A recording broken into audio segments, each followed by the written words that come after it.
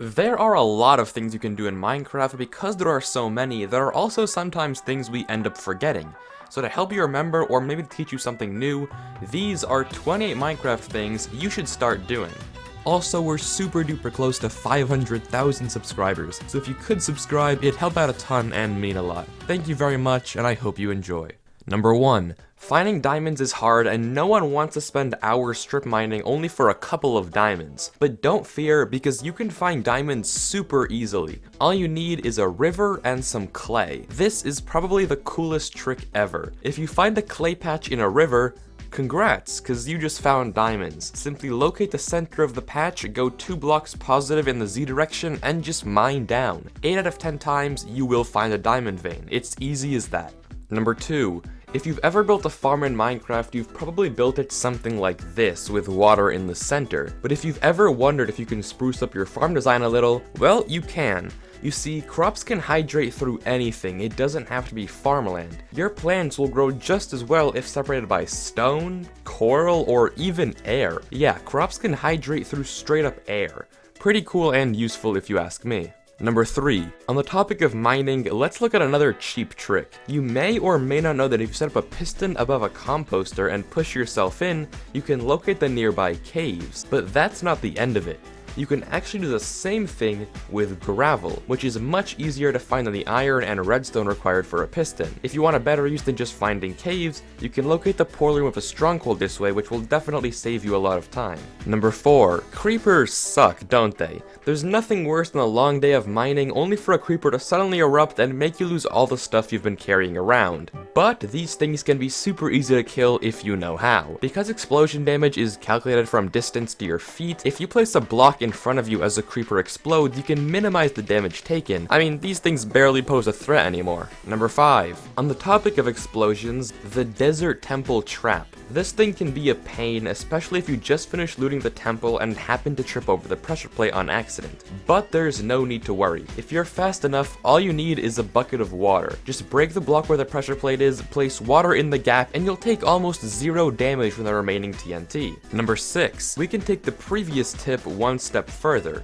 Assuming you didn't accidentally set off the trap, you can actually use it to your advantage. For example, if you're speedrunning and find a desert temple, you can actually loot it in seconds even with no items. Once you break your way down, break the block in the center and grab all the TNT. After that, just place 1 TNT in a corner of the chamber, light up the pressure plate, and hop back into the hole. Once you're in, you should be completely safe and enjoy as the TNT explodes all the chests around you, allowing you to loot all the treasure in seconds and take almost no damage in the process. Number 7. Buried treasure is even cooler than Desert Temple treasure, but it can sometimes be a pain to find. I mean, you think you're on the X, but you can't find the chest, and suddenly there's water everywhere, and it's just not fun at all. Well, it's actually super easy to find the chest. If you open up the F3 menu and locate the chunk section, look at the coordinates within the chunk. The chest always generates at 9,9. Using this, you can locate the chest hassle-free every single time and enjoy the treasure with no trouble. Number 8. Let's say you're in creative mode and build a piston door or any sort of structure and you misplace a block. Sure, you can build all the way around to reface it, but you don't have to at all. If you're on Java, just left and right click at the same time and boom, you can rotate any block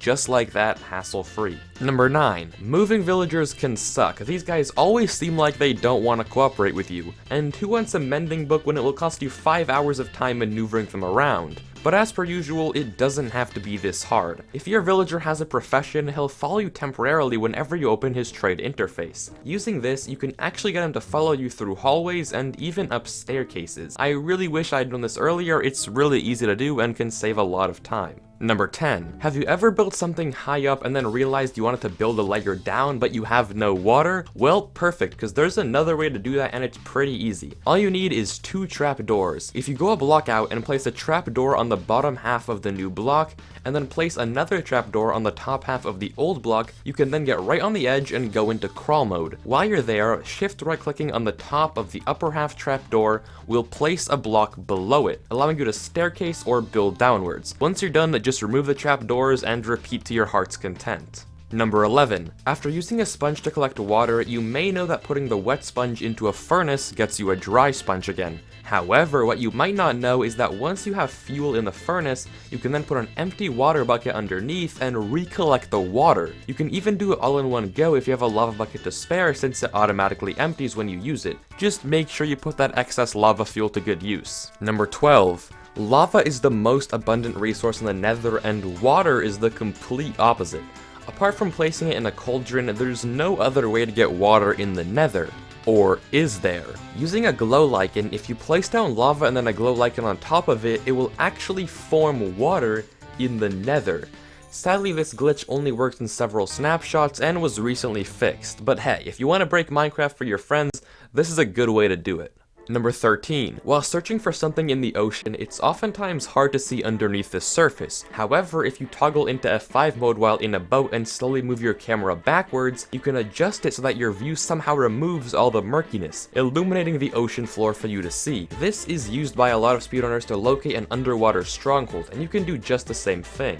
Number 14. The same thing works in lava, and not just water. Building in lava can suck, especially if you don't know what's around you, but if you set up a slab on the bottom half of a block over a lava lake and splash yourself with fire resistance, you can pop underneath and see the entire lava floor without any blur or distortion. This is great for mapping out nearby terrain and giving you a good idea of how much space you have for your fiery contraptions. Number 15. Minecarts are a fun way to travel but can end up being pretty expensive when you have to craft so many powered rails. And what's the point of building a roller coaster for your friends if it leaves you broke afterwards? Well, luckily it doesn't have to. If you place a pig with a saddle in a minecart, it becomes a superior form of transportation. You can control a pig with WASD and they can go as fast as powered rail minecarts, but on regular rails. Not to mention, it can climb up and down slopes with no problem. Plus, it doesn't even need the rails, that's just a bonus to go faster. Now your coasters can be exotic, custom, and most importantly, cheap. Number 16. We've all heard of secret painting entrances, and at this point, it's getting kind of old. I feel like whenever I see a painting, it's instinct to try to walk through it. But there's a few ways to stop potential intruders. You can set up trapdoors in certain ways behind the painting to make it harder to get through. If you set them up like this, you'll have to wedge yourself in the correct place, which is actually pretty difficult. If you set them up like this, the player will be forced to jump and crouch at the same time to get in. Or if you really want to give them trouble, make a hole in the bottom so they have to elytra glide through the painting. But that's assuming they don't just break the painting or go around. Number 17. If you're on the run and need a safe place to spend the night, then composters might just be your best friends. All you need is one of these bad boys and a trapdoor, and you've got yourself a temporary base. Just pop the trapdoor on the composter and close it in on top of yourself, and bam. Mobs can't hurt you from the outside and you'll be safe from all incoming danger. This can be great if you're low on food or you just want to safely AFK while the farm is running. Number 18. Chorus fruit don't seem like that good of a food source, but they're actually really useful. You see, chorus fruit will actually teleport you to the nearest solid block in an 8x8 area, or a random one. Meaning, if you're falling from a great height or even into a pool of lava, eating one of these will teleport you back to safety, even if you do have to extinguish yourself after. So the next time you're in the end, grab some of these to keep handy at all times. They'll probably save your life one time. Number 19. An often overlooked block is the campfire. I mean, this thing is literally an infinite furnace. At least for food, so maybe an infinite smoker. It doesn't require any fuel to use and can smelt all your meat for you. And if you accidentally put it out, no big deal. All you need is a Silk Touch shovel, and once you break it, you'll have a relit one ready to use. Not sure if this is a glitch or just a helpful feature, but it definitely comes in handy sometimes. Number 20. Let's say you pillared upwards and finished your new flagpole, but you suddenly realized you have no water bucket to get back down, and breaking your newly built pole is not an option. Well, don't fear. Using honey blocks, TNT, or really any block, but those work best, you can descend any structure by placing and breaking them over and over. Because they both destroy instantly, this works really easily and can help you a lot if you don't want to spend that much time going down. And it's safer than an MLG in the first place. Number 21. On the tail end of that, what if you were digging straight down and wanted a really easy way to get back up? If that's the case, all you need is sand, a trapdoor, a button, a bow, and some water. If you set up this mini contraption with the sand blocking the water and then dig down safely in a 2x1 hole, you can shoot the bow back at the button when you're done to get rid of the sand and let the water in, creating a miniature elevator in your mine. Super useful if you ask me, and can save you a lot of time getting back up. Number 22. There's a ton of prisons going around on YouTube and you want to make one of your own, but they're just so massive. Well, there's actually a really easy solution.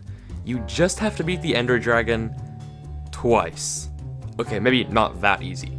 On single player, if you have a few End Crystals to spare, that inescapable prison dream will become a reality. Just begin the dragon summoning ritual by placing in the 4 End Crystals, but as the towers are respawning, log out and log back in.